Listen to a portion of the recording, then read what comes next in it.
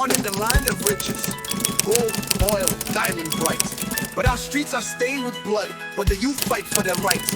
Protesting for a future, yet they're slaughtered in the night. While the leaders sit in silence, flying private jets in flight. They drive their bulletproof cars while we walk these streets. Say there's no money, but their jets fly with ease. Our children starve, but they're too blind to see. Muguland, why can't we be free? Muguland, Muguland. We're crying out for change, but they shoot us on the streets. Muguland, Muguland. We have all it takes to be great, but only corruption is great in the land.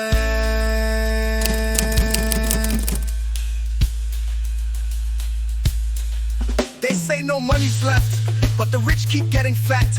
Their wrists shine with diamonds, private jets, imagine that. Episode 17, Legend of the Bullion Van. As the election day approached, Bisola's campaign strategy shifted into high gear.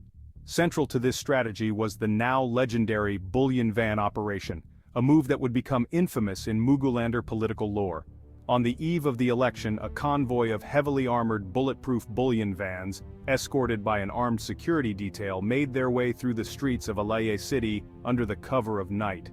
Inside these vans were vast sums of money, meticulously prepared for distribution to key players across the political spectrum.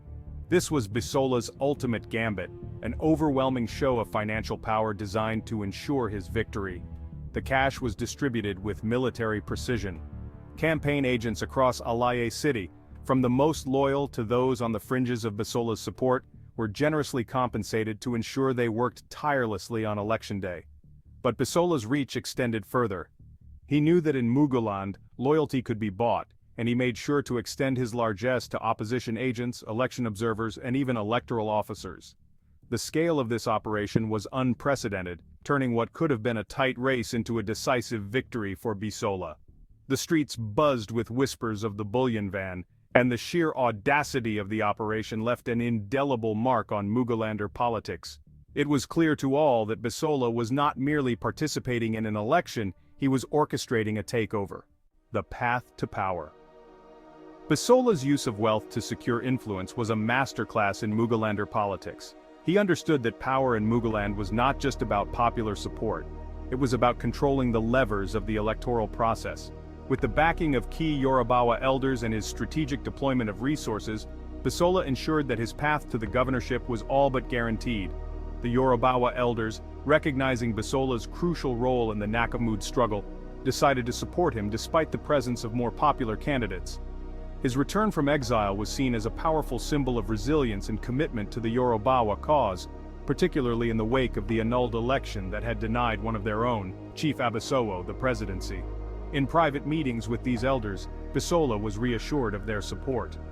"You have sacrificed much for us, Bisola," one elder remarked. "Now it is time for us to stand with you. Alaye City will be yours, and with you at the helm, the Yorubawa legacy will be secured." Securing the win.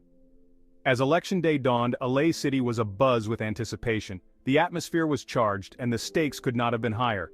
Bisola's campaign agents, now flush with cash from the bullion van operation, worked tirelessly to ensure that every vote was counted in his favor.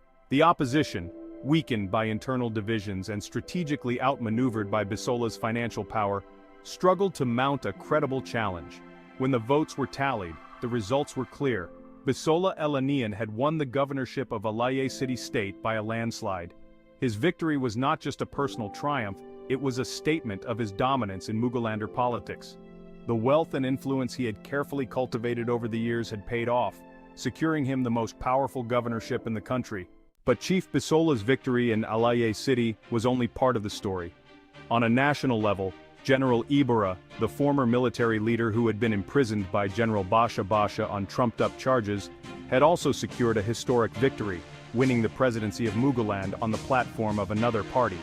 The Yorubawa, who had felt betrayed by the annulment of Chief Bisoła's election, now saw one of their own ascend to the highest office in the land. Ibora's rise from a prison cell to the presidency was a tale of redemption, a symbol of the Yorubawa's resilience and determination. Chief Bisola Eleniyan's return to Muguland was the beginning of a new chapter in the nation's history. His victory as governor of Alaye City State, the economic powerhouse of Muguland, established him as a central figure in the country's future.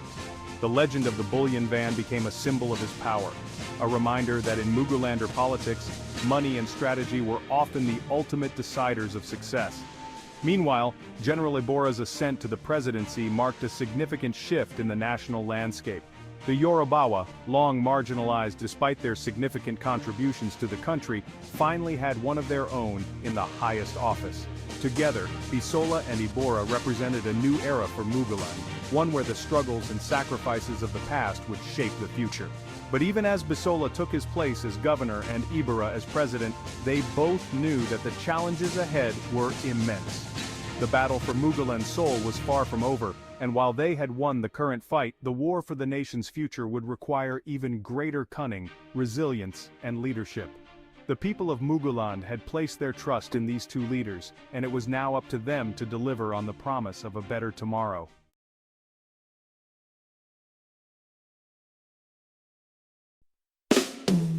Born in the land of riches, gold, oil, diamond bright.